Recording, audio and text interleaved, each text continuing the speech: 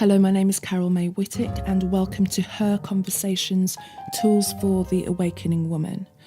Now, HER is an acronym for Higher Energetic Resonance, and this is the optimal state to embody in order to attract our highest desires.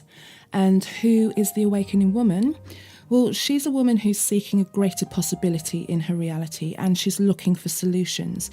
She knows that being awakened is not a lofty ideal, but it's now a necessity. If she is able to transform herself, then she can change the world. Her conversations will introduce you to talented women who will speak to your spirituality, to your sensuality, and to your soul. They share their stories and explain how they are in service to the world. So let their words and these conversations embolden and inspire you. Have you ever wondered what the world looks like to a psychic?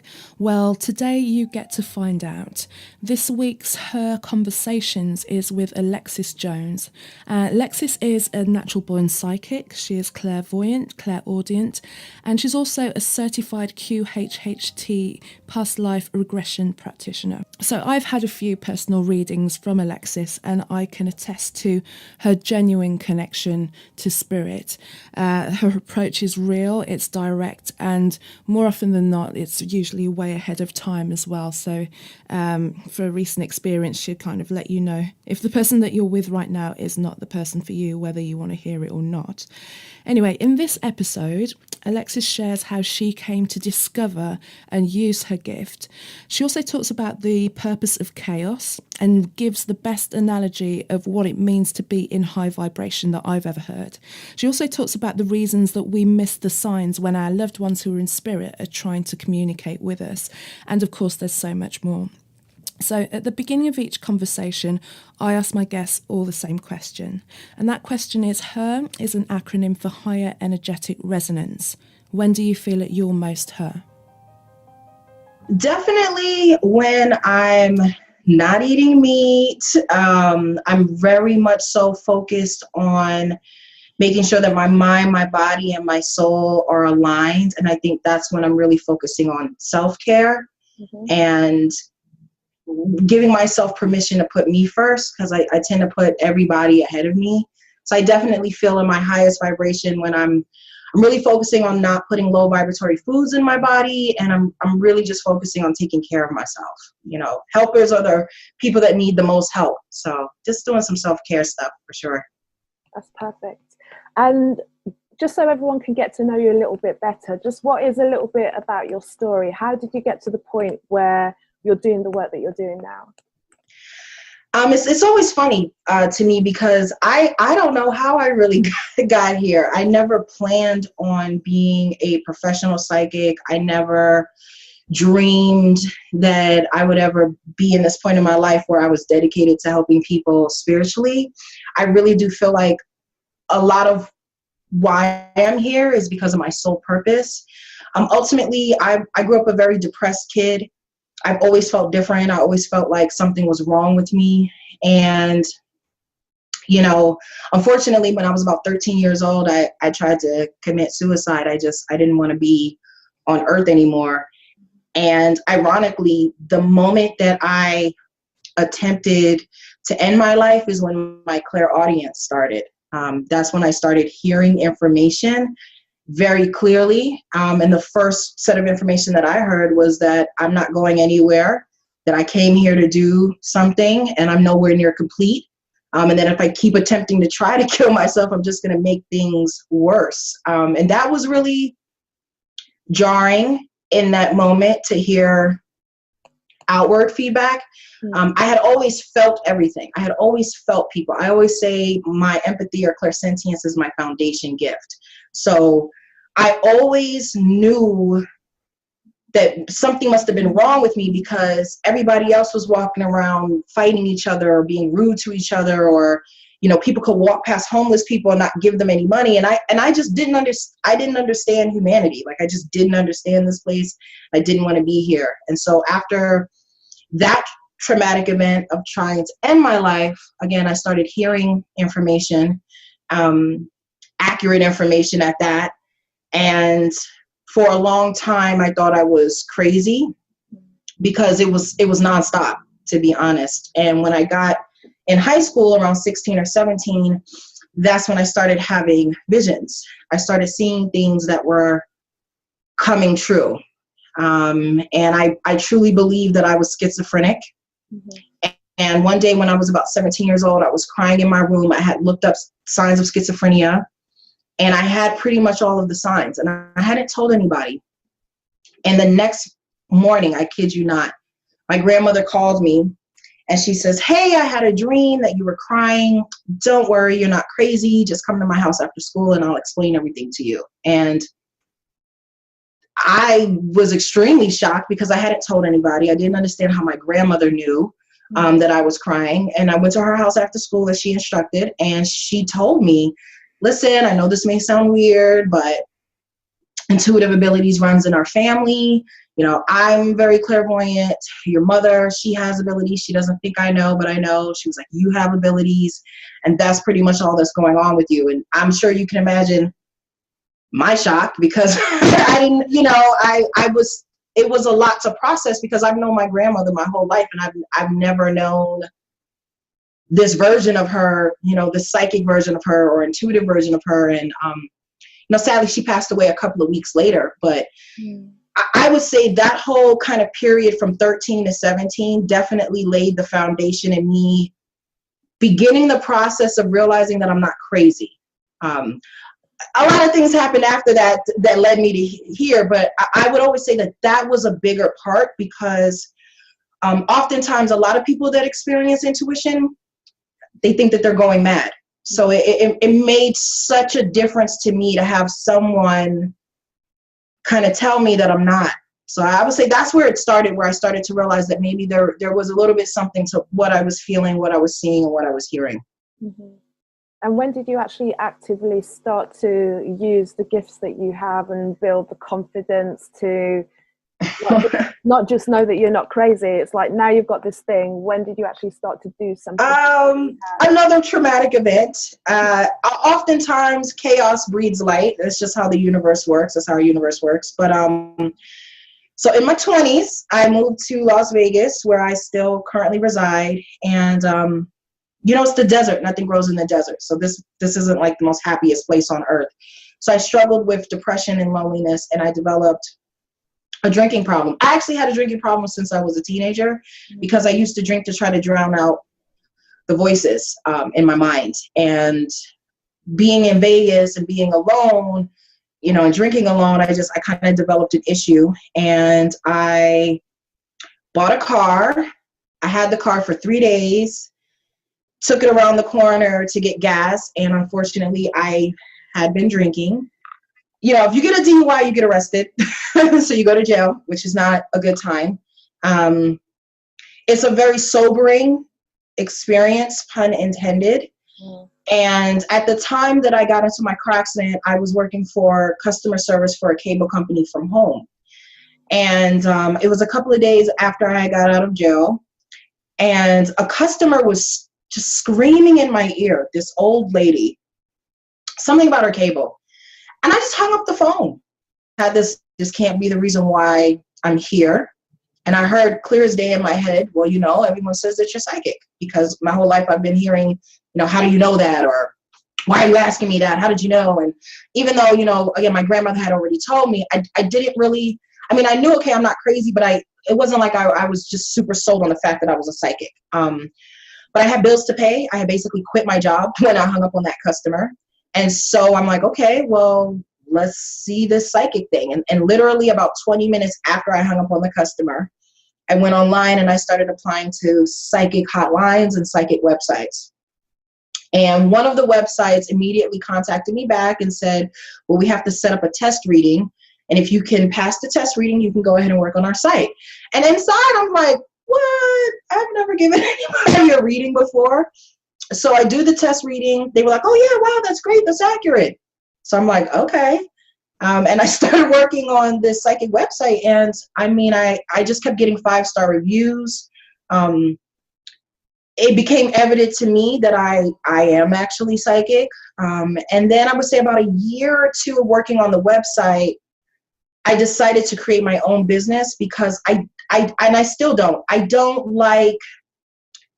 I don't like how psychics are portrayed in this industry, and I don't like how certain psychics portray themselves to feed that perception, if that makes sense. Because I'm nothing like an average psychic. I don't talk in a super calm voice. I don't tell people what they want to hear. I'm not a fortune teller. So I wanted to create my own website to where I could give readings in a way that I felt like was authentic to me, and that gave me the leeway to help people without that time crunch or that per minute. So yeah, I would say drinking and driving is what redirected my life here. And it's been about 5 or 6 years that I've had my own business. So amazing. Yeah. Amazing.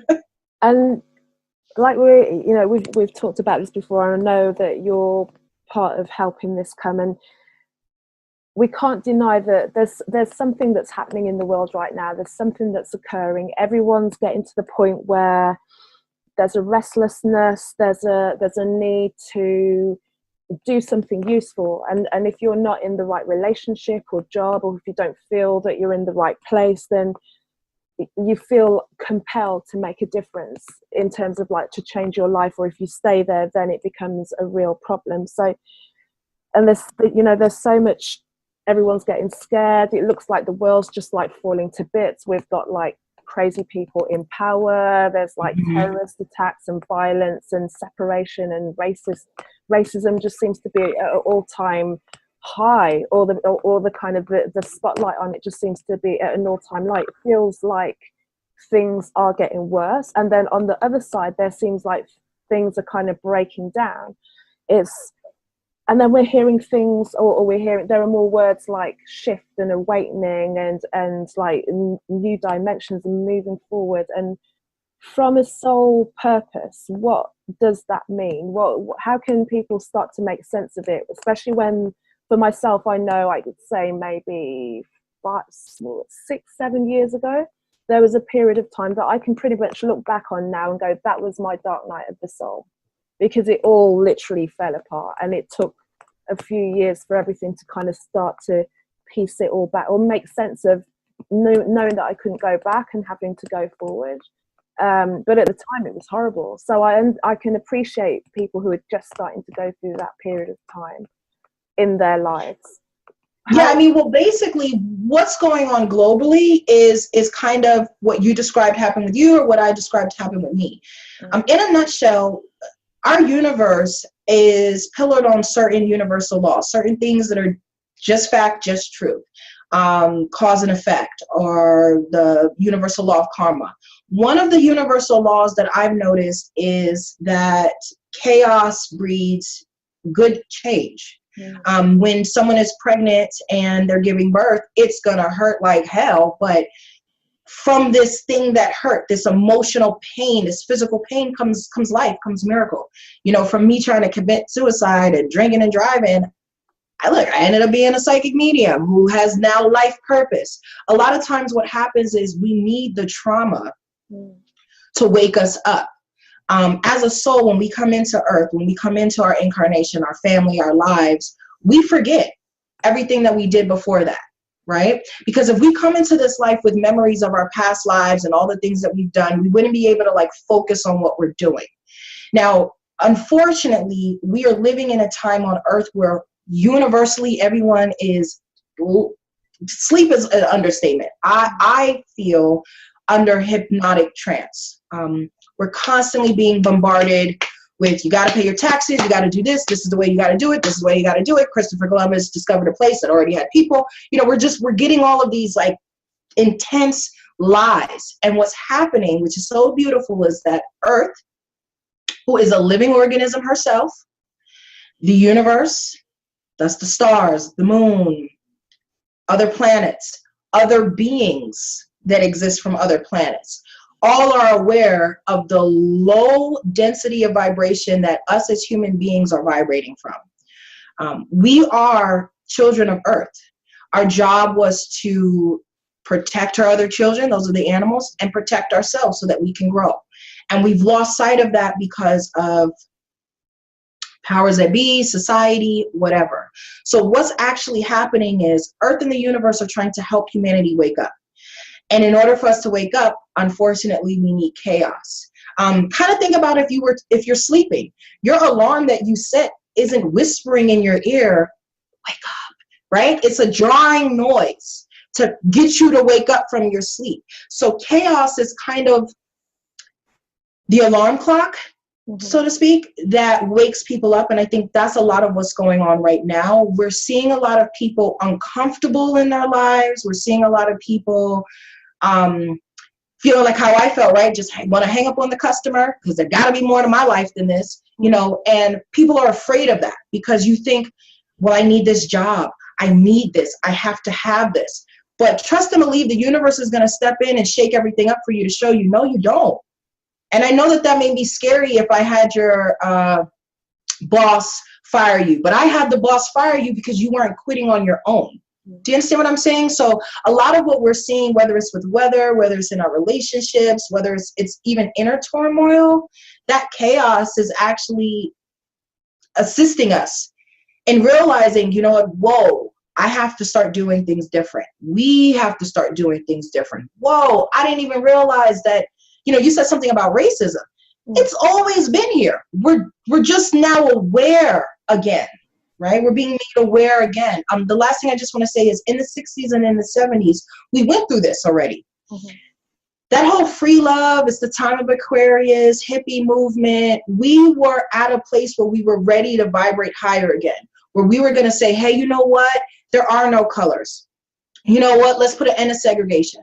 Unfortunately, not to get too X-Files-y into it, but the powers that be, government, society, whatever, had to shut that down. Because, see, you can't control the masses unless you have fear. And so enter the Vietnam War, right? Enter heroin. Enter the 80s with crack. So all that free love, hippie, let's vibrate higher, that was gone. So we're right back at that again now, 2017.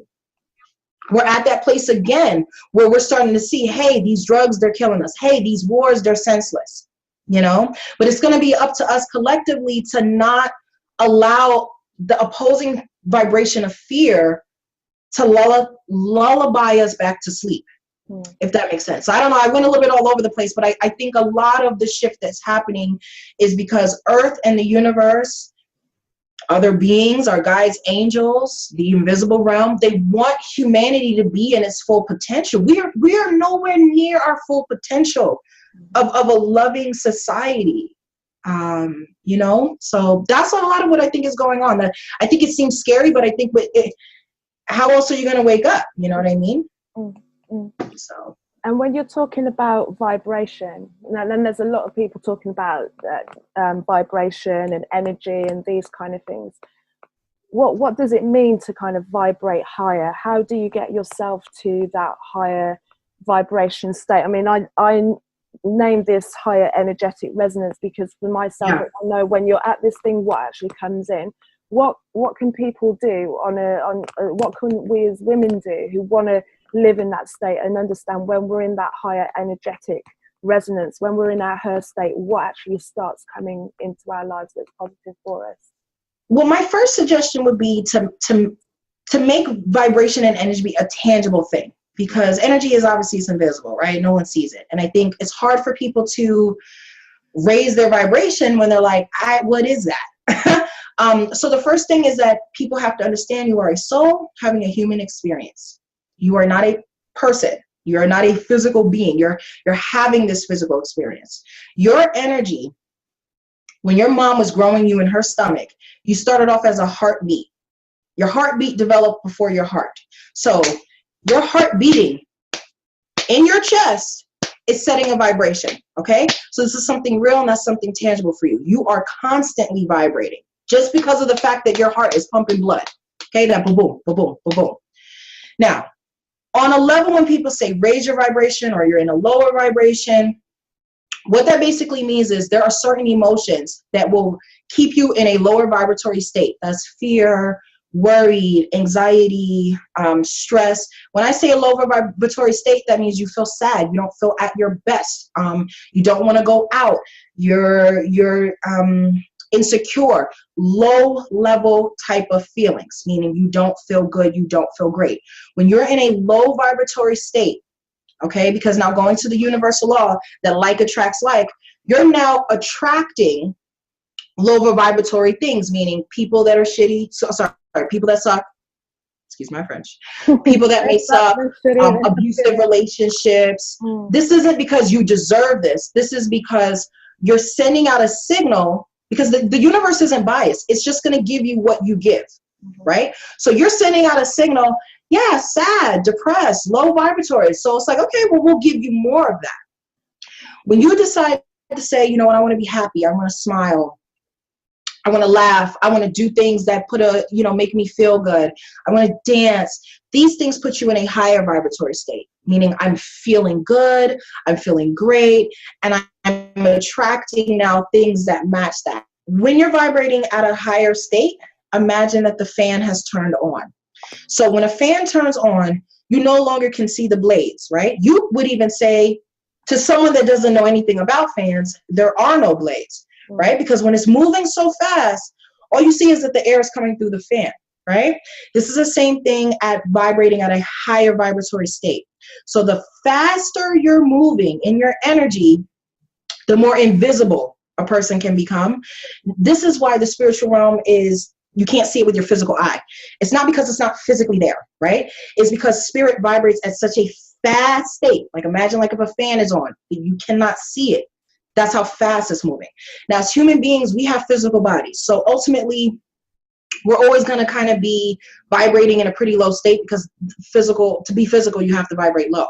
But remember, your soul inside, your energy, you're a part of that spirit world still.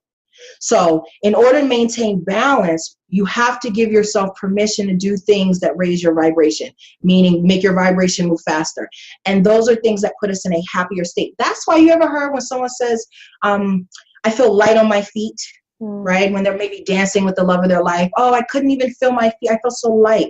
Or when you fall in love, right? And it feels like this cloud that you're on, floating on cloud 9. You're not actually floating, right? You're vibrating at such a higher state that's what it feels like for you. And happy emotions do that. Does that make sense what I'm saying? So when someone says smile, that's going to make you feel better, or that raises your vibration, it truly does. Things that uplift your soul, music, creativity, connecting with nature, that sense of, this is why earlier when you asked me about when do I feel my most highest, I said when I'm not eating meat, right? Because meat is a very dense energy. It's a dead body. So when I put that inside of me, I feel dense, I feel low. But when I'm eating fruit and I'm eating vegetables and I'm juicing, I'm like, what? I'm not big. I'm a big girl. I don't feel big. So it's just about really being conscious of doing anything that makes you feel better. And for some people, that may not be the same suggestions as others. So I know for creative types, they may feel really great writing. Me, I hate writing. It puts me in such an anxious, low state. So you got to really ask yourself, what do I like? What brings me peace? What brings me joy? What type of people do I like being around? That's what's going to put you in a higher vibratory state. So that's kind of what it means when people say you're vibrating low or you're vibrating high. You know, it's understanding that you are an energetic being having this human experience, you know, and it's being aware and conscious that even though you may not physically see energy, that doesn't mean it's not there. You know, like when you cut that fan on, the blades are still there. It's just moving very fast. I hope that makes sense. No, it's beautiful. And just thinking about because we're just bombarded by this fear narrative, you know, it's on social media, it's in the magazines, it's on the TV, it's when you walk down the street, it's in the adverts. There's just things that are constantly there to pull you down, to keep you at that lower state. And even though we know the things that we need to do or should be doing to bring us out of that state, sometimes your guard is not always there, especially if you're, you know, going through a trying time personally, or you're trying to work things out, or you can be in it for a couple of weeks and then one thing will throw you back. How can you start to really shield yourself from the fear narrative and all the messages that are coming to, because there is a benefit for us all to be at on a fear level, and how do we pull ourselves out of that and keep ourselves higher? Consciousness of self. People use the word I'm woke, or, are you conscious? But people don't really know what that means, because we're always conscious of each other, right? We're able to point out what everybody else is doing and what everybody else needs to do, but it's very rare that we know how to be conscious within ourselves. So I would say the first thing for sure is you got to be honest with yourself. You have to know when you're being an asshole. You have to know when you just don't feel like it. You have to know when, I'm not fighting for the best version of me. Look, life is hard. I have to tell that to my clients all the time. I'm sorry to break the news to you. It's not easy here. And so the first thing I would say is to almost expect difficulty, and then to hold yourself accountable to what part am I playing in my own life. That's extremely important, because you can't shield out outside noise if you're not acknowledging self. If you're only focused on, I have a lot of clients that'll say, it's hard for me to shield my energy because everyone at my job sucks, and this person sucks, and that person's mean, and that. Absolutely. But they get to be that way. They get to be sucky humans. Your job is to say, you know what, but that's not something that I want in my life. So are you taking accountability and knowing that you work in a shitty environment and looking for better work? Are you taking accountability and saying, do I even like the type of work that I'm doing? Am I putting myself out there to look for jobs that I think will make me more happier? Right? Because yes, you can do these wonderful meditative techniques. I would also say go to YouTube, follow meditations, work with crystals, do visualizations, read. You have all of those techniques. But I say ultimately it just comes down with you being honest with yourself if you're participating in your life to raise your vibration and to shield your vibration. Again, when I quit my job, that was the last job I worked at, that was the beginning of me saying, I'm not going to choose to do things I don't want to do. Sorry, not sorry. I'm not going to be around people that don't make me feel good. Sorry, not sorry. It starts with taking accountability in your own life and doing a personal inventory, and then saying, but am I doing everything I can to bring me happiness? Because the phrase is the pursuit of happiness. Pursuit is a verb. And I can tell you from doing thousands of readings, a lot of people are under the impression happiness is supposed to pursue them. And when it doesn't, what's the problem? What's the problem, God? Why is happiness not pursuing me? It's like, yeah, that's not how it works. So personal accountability is what I would say. And shifting to a victorious mode, not being afraid to take control over your life, not be afraid to plant seeds into the universe as far as what you want. A lot of people told me, really, you're gonna be psychic now? And it's like, well, I'm not gonna be psychic. I've always been this way, but I just want to see what happens if I try to pursue it as my life work. Other people didn't get it, but it wasn't for them to get. So that's the other thing I would say. I would want the women watching or listening to your podcast to release the need to have someone co-sign a message that God gave them.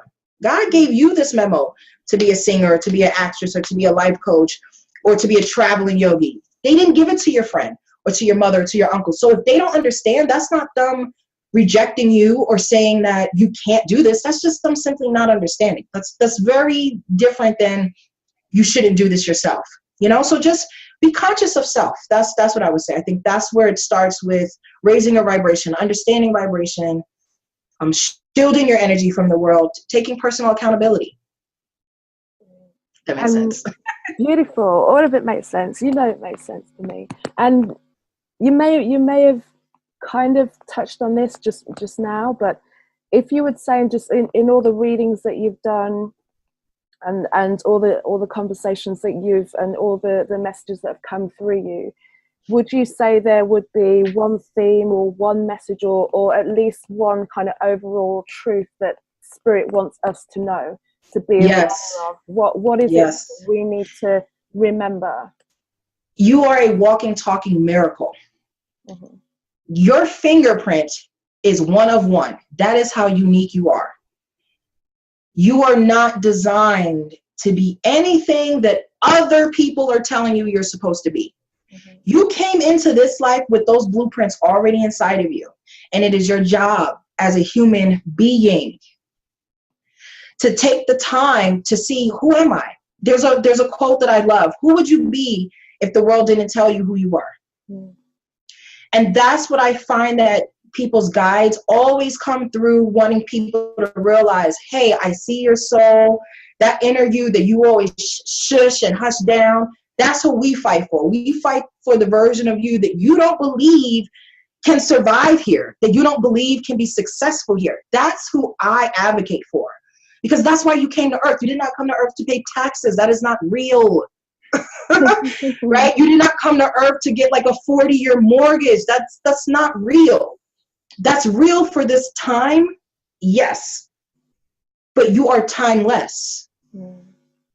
When you really understand what energy is, which means like you don't even care about this kind of stuff deep down. And this is why people are killing themselves and, you know, falling into addictions and feeling like they're lost if they don't have their twin flame or soulmate, because this society has trained you to not even trust your inner voice, right? They tell you your imagination, that's frivolous. It's your imagination. Don't pay any attention to that. They tell you that if you're hearing information, oh, you must be crazy. Oh, you have to be crazy. Something's wrong with you. So you're raised to literally distrust yourself. So I would say, if anything, no, screw that. You are you. Like, you know, if anything, it makes more sense to listen to yourself and to honor yourself. The only thing I would say to that, though, is that if honoring yourself means honoring low vibratory feelings, meaning, well, I truly feel like I suck. I really think that I'm ugly. I really feel like, you know, I shouldn't be here. That's not you. Okay. That's your emotional state attracting low vibratory thoughts. Okay, so that's going a little bit deeper down the rabbit hole as far as like where information is coming from. But I would just ultimately say your soul is a spark from the Creator. Mm-hmm. And the Creator, whether you say God, Allah, Yeshua, Jehovah, Goddess, whatever you believe in, it wants the best for you. Mm-hmm. It wants you to be able to physically be an expression. And that's not negative. It's beautiful. Mm-hmm.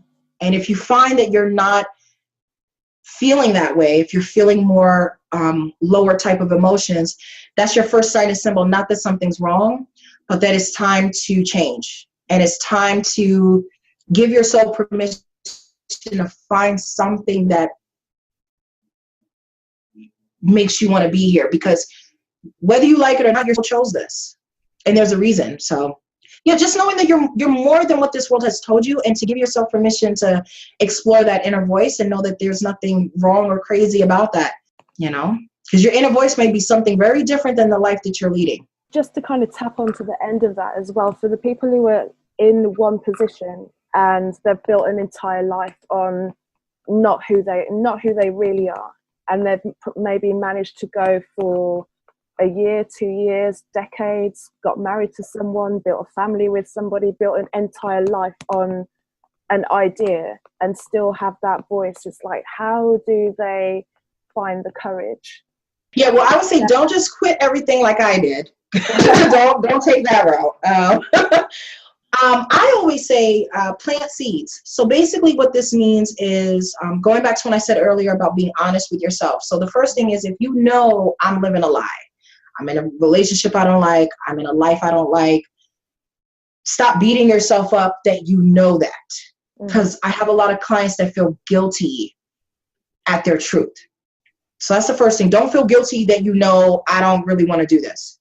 The second thing I would say is, once you kind of accept and come to terms with the fact that I want a completely drastic different life, or I want a different relationship, or I want a different this, phase out slowly by planting seeds. So when I say that, I mean start looking at jobs that you would want to do, even if you believe you would never get them, even if you feel like I don't have the resume, it doesn't even matter. You have to start sending signals out into the universe that you are open for this thing. Because again, the universe is going to give you what you get.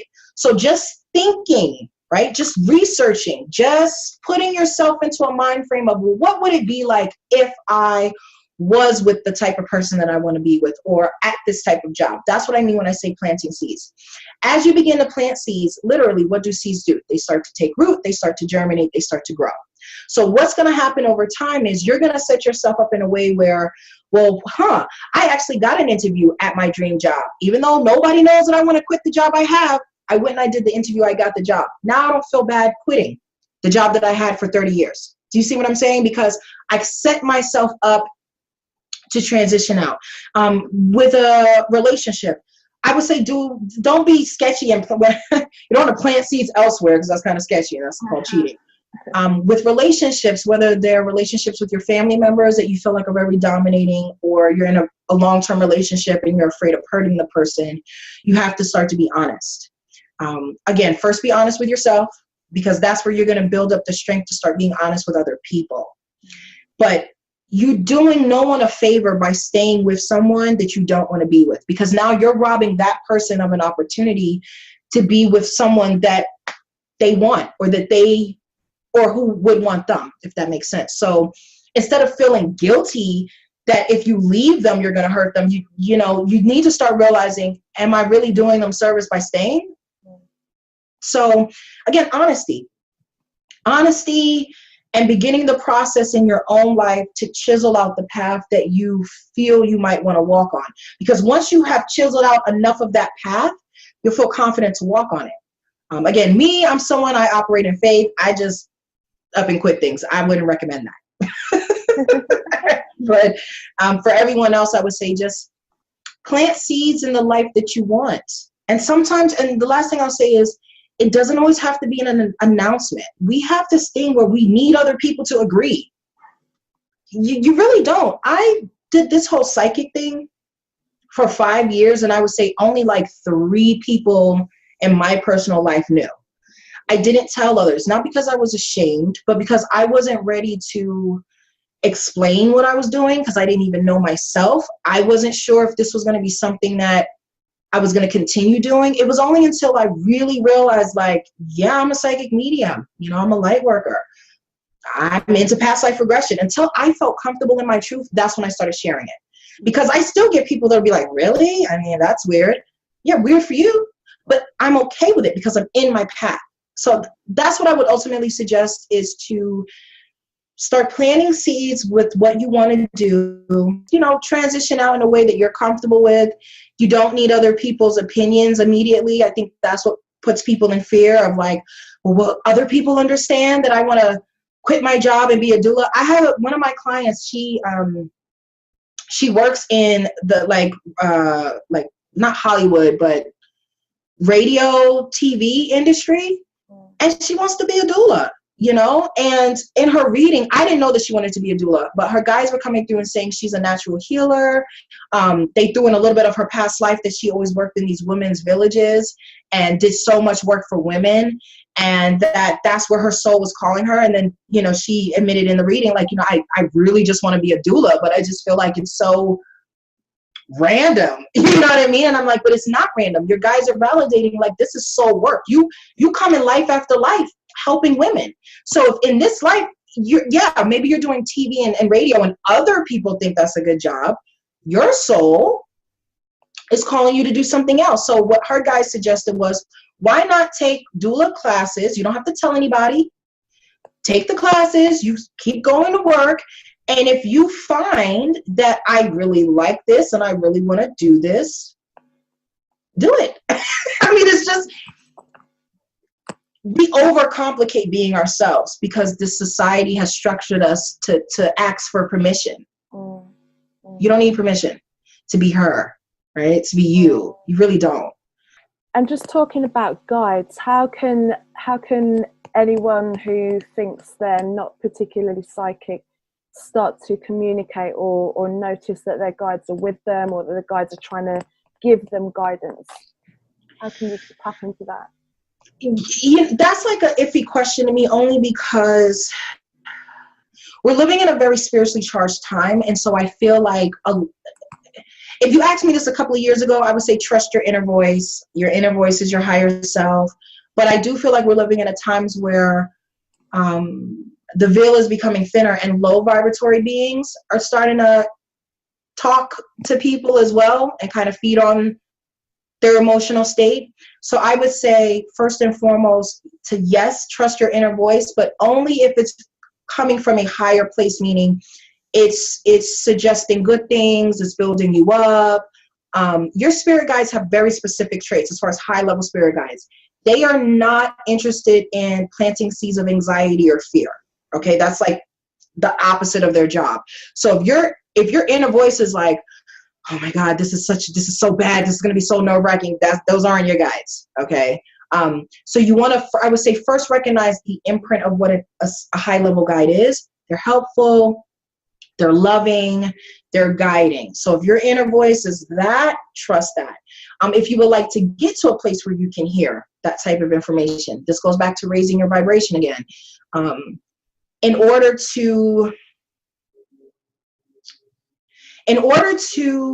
Because like attracts like, in order to work with your high level guides and angels to the point where you can hear them, because they're always with you, you need to kind of come up to their level, right? So being mindful if you're clean, being mindful if you're eating clean, being mindful if my thoughts are clean. Do I play rap music that's always talking about killing, or do I listen to some Sade when I'm stressed? So when you adjust your own energy, it's going to be very natural for you to start to not only hear the information, but you'll notice signs from the universe. It could be like, I've always dreamed of going to Costa Rica, and then all of a sudden you may notice you're just seeing a lot of Costa Rica commercials on the TV. That's the signs from your guides in the universe that they support you and they support that. So being observative with your eyes, not being dismissive, I would say. We're trained to be very dismissive. So that information is coming from your guides or your angels when it feels like it's coming. It's almost like you're reviewing the information like, oh, okay, I never thought about that. Versus a want or a desire coming from you. Mm-hmm. It's hard for me to explain only because to me, it's just very like natural. So I don't know what it's like, to be honest, not to hear information or not to feel or not to see information. So I can only say that I want people to learn how to pay attention more. Be still with yourself. A lot of people are so anxious because of Earth, because of wars.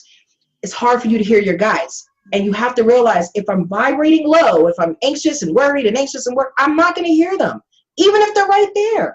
I do readings where your loved ones, they're literally standing in front of you talking to you. But because you're so worried that they're lost, or you're so scared that you'll never see them, you can't hear them. You can't smell their cologne.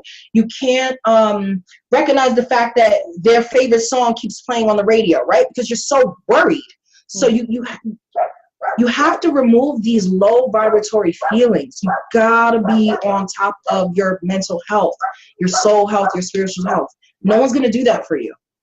I know I threw a lot of different things in there, but it's, in order to get to the place of discernment, you have to work on your own emotional and mental state, because you're not going to trust yourself. They could say, okay, your friend is about to call you, and then your friend calls you, and you'll be like, oh my God, I must be crazy. We want to hear them, but then we dismiss them. Mm-hmm. So leaving, trusting, raising your vibration. Mm-hmm. I hope that helps. I don't know if it does. It always does. So just closing questions now that I'd like to know. What would you say was the best piece of advice that any woman has given to you?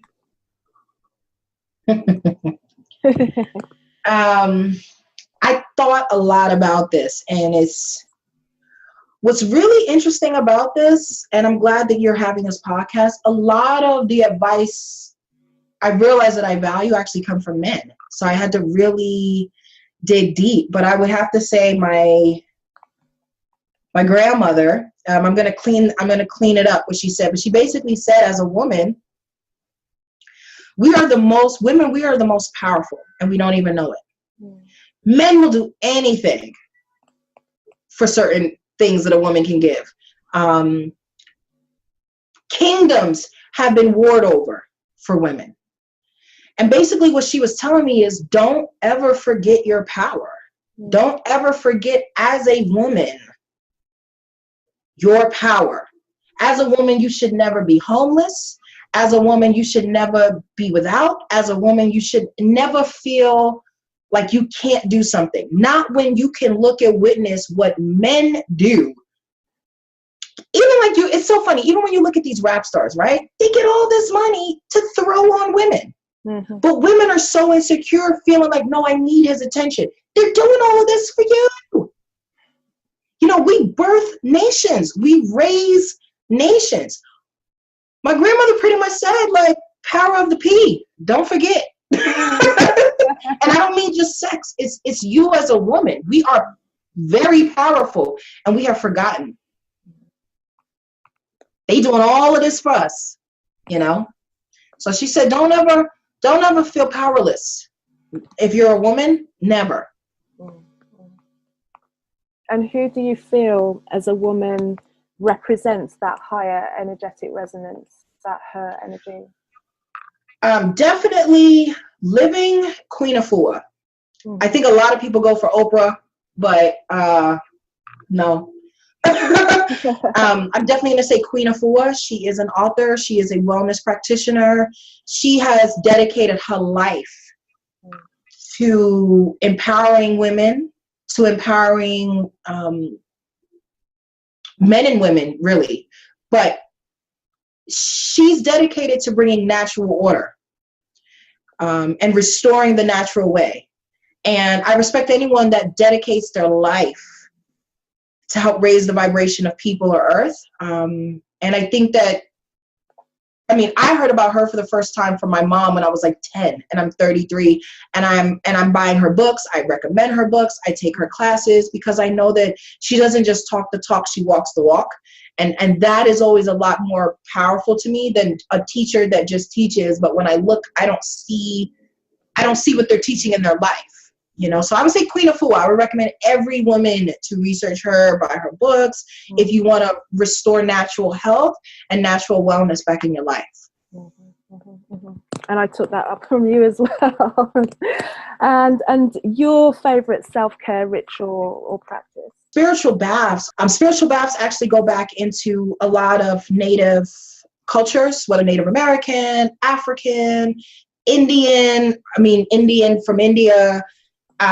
Spiritual baths are so empowering and so invigorating. You know, you put a little essential oil in the water, maybe a little sea salt, you know, you light a candle and just reconnect to yourself, you know, release the frustrations of the day.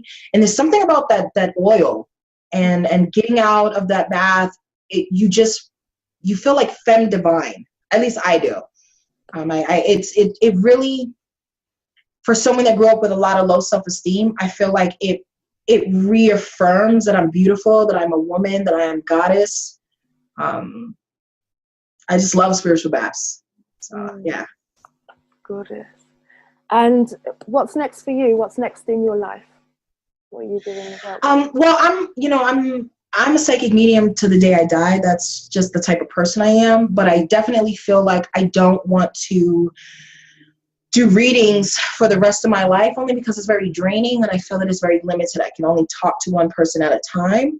My soul and my guides have definitely been pushing me into teaching. So I'm developing a lot of online courses.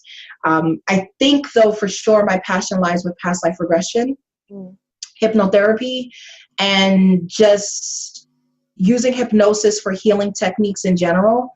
And opening up a wellness center to just help people connect to their own past lives. I feel like, listen, it's super powerful that I can tell you who you are and you can validate it. Cool, I'm psychic. But I actually think it will be a lot more helpful and beneficial if out of your own mouth, you can connect to your higher self. Out of your own mouth, you can connect to your guides. Out of your own mouth, you can connect to, you know, your past lives so that you can see what lessons that you need to learn.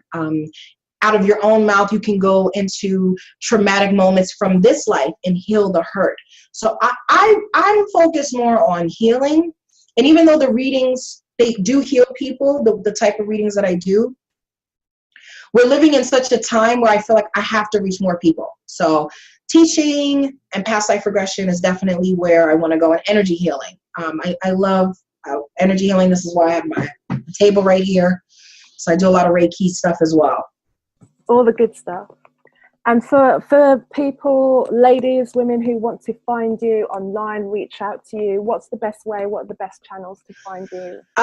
Definitely my website, www.oneancientsoul.com. You can also Google One Ancient Soul. You'll see my Yelp reviews come up, my Facebook reviews, my YouTube channel. So, but One Ancient Soul is pretty much my brand. So you could just Google that or go to my website. You can find me. Okay, so how juicy was that conversation? Just want to say again to Alexis, thank you so much for joining me on her conversations. I truly, truly appreciate it. And I know that everyone will get to love you and your approach to all things spiritual. It's what's needed right now. And just a reminder is that if you do like what you've heard, then press the subscribe button. And next week, of course, I can promise you're going to have another fantastic guest on her conversations. You can also find me at my website, and that's carolmaywhittick.com, carolmaewhittick.com. And if you're there, you can also join my mailing list. You can read up on my blog and see what else I'm up to. And then also you can find me on social media, Facebook, Twitter and Instagram. And my handle in short is Kazmic, so CAZMICK. Thank you so much for joining me on this one, and see you again on the next one. Take care.